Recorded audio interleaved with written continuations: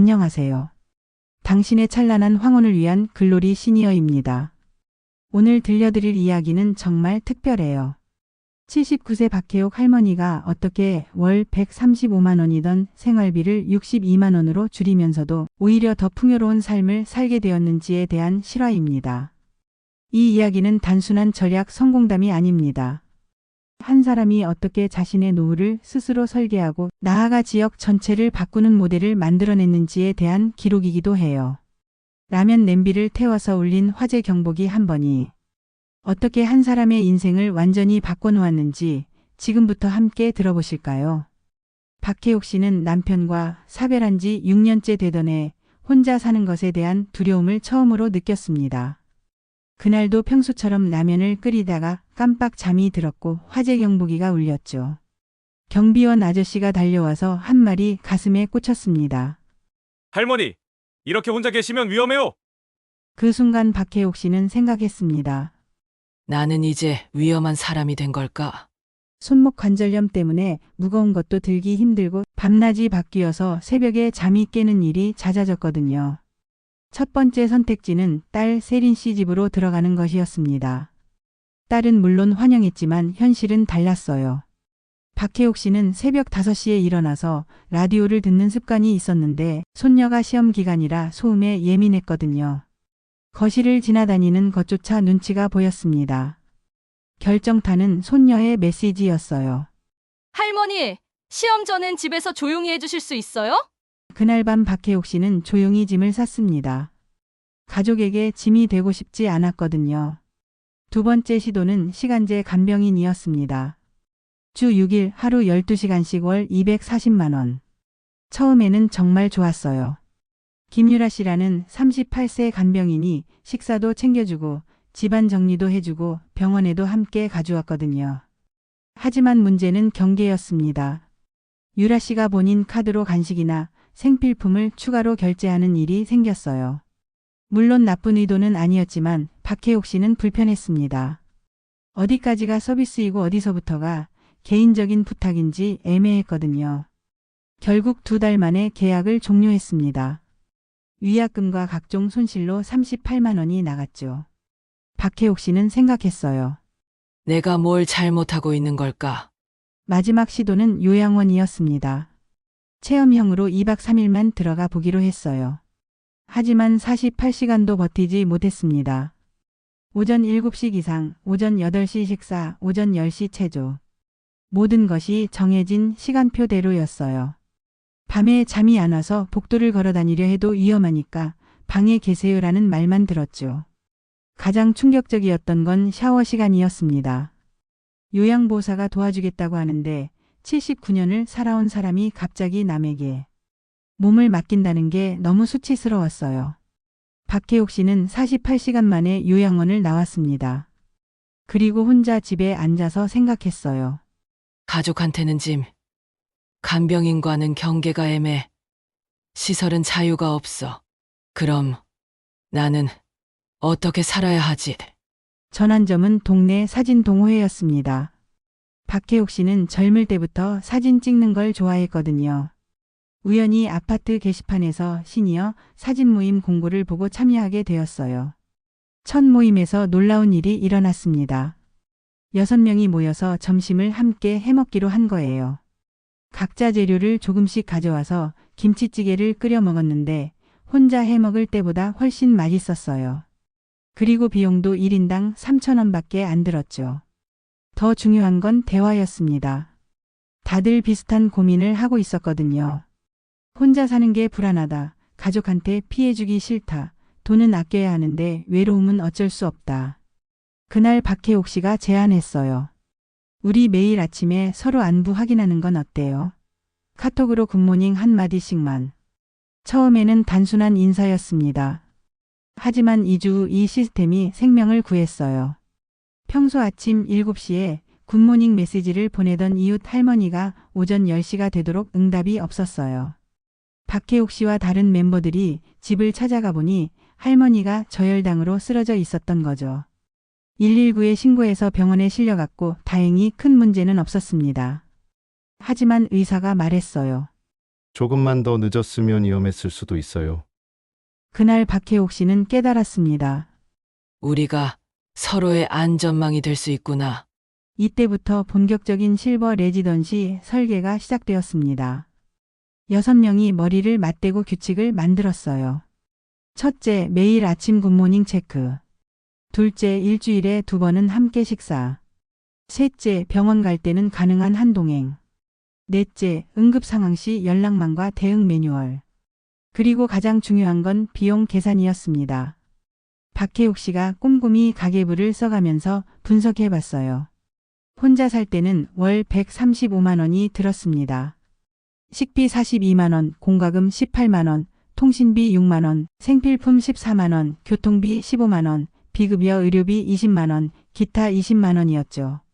하지만 6명이 함께 하니까 상황이 달라졌어요. 식재료를 대량으로 사면 할인도 받고 반찬도 나눠 먹을 수 있으니까 식비가 42만 원에서 22만 원으로 줄었어요.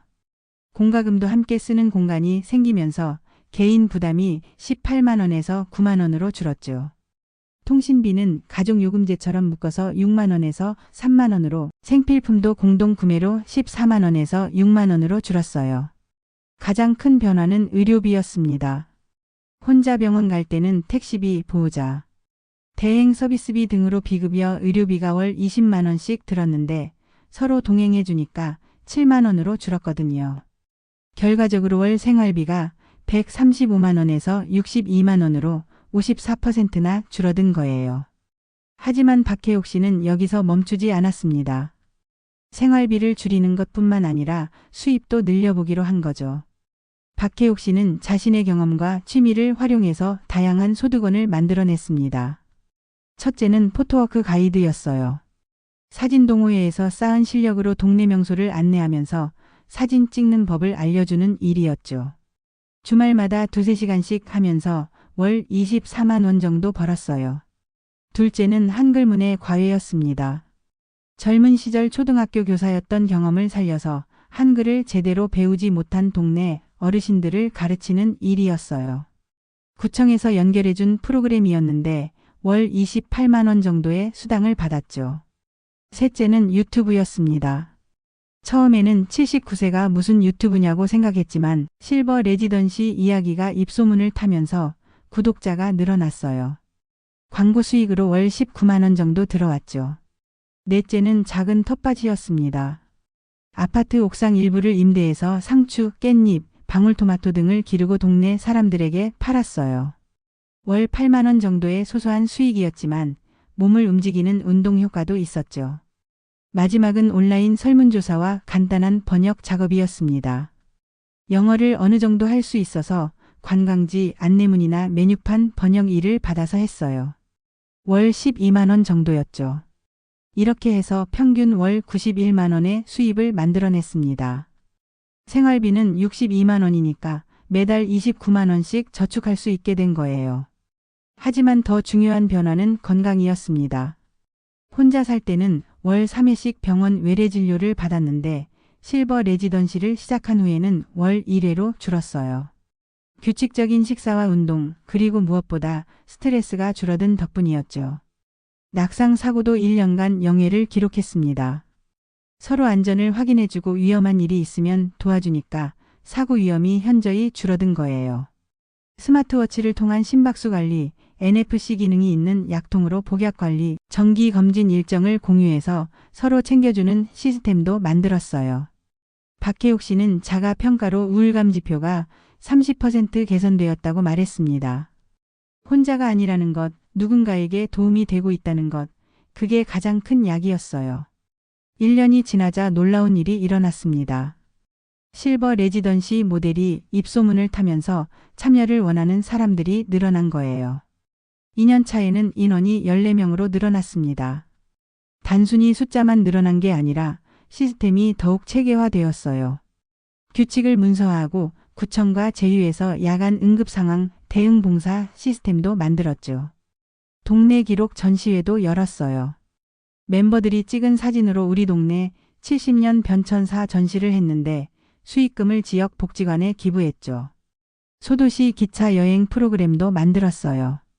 한 달에 한 번씩 근교 소도시를 여행하면서 지역 특산물도 사고 다른 지역의 시니어 공동체와 교류도 했어요. 쿠킹 클럽도 인기였습니다. 각자의 특기 요리를 가르쳐 주면서 레시피를 공유하고 때로는 동네 행사에서 음식을 판매해서 공동 기금을 마련하기도 했어요. 이런 활동들이 언론의 주목을 받기 시작했습니다. 지역 마을 미디어에서 먼저 보도했고 이후 다큐멘터리로도 제작되었어요. 다른 지역에서 벤치마킹을 위해 견학을 오기 시작했습니다. 서울, 부산, 대구 등 전국 각지에서 비슷한 고민을 하는 사람들이 찾아왔어요.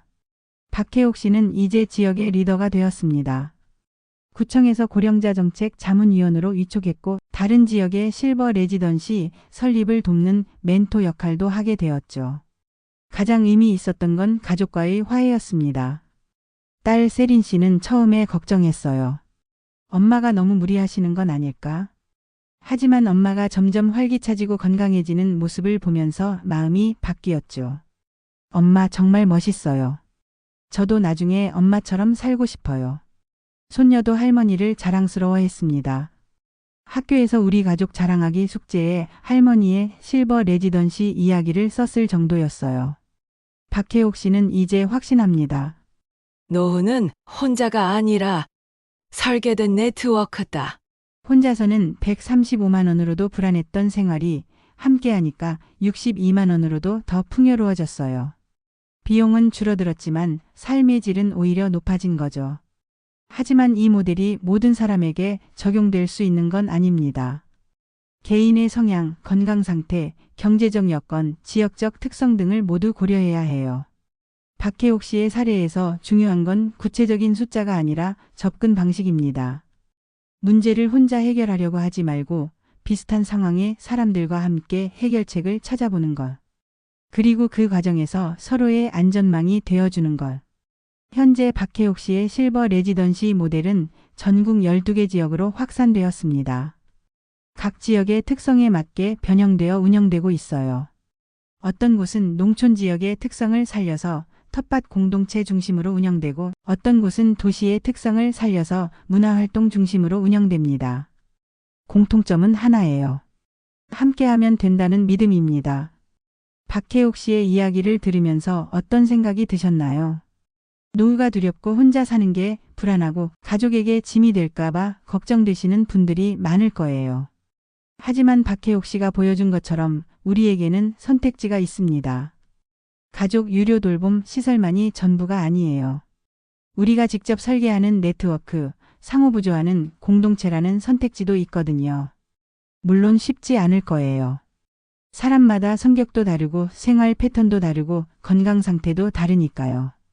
하지만 시도해볼 가치는 충분합니다. 여러분의 동네에서도 첫 6명을 모을 수 있다면 그게 바로 시작이에요. 작은 굿모닝 체크부터 한 달에 한 번 함께 식사하는 것부터 서로의 안전을 확인해 주는 것부터. 박혜옥 씨가 마지막에 남긴 말을 전해드리며 오늘의 이야기를 마칠게요. 나이가 들수록 혼자가 되어간다고 생각했는데 오히려 더 많은 사람들과 연결될 수 있다는 걸 알았어요. 같이 하면 됩니다. 이 모델 여러분 동네로도 복제해 보세요. 지금까지 글로리 시니어였습니다. 다음에 또 좋은 이야기로 찾아뵐게요. 감사합니다.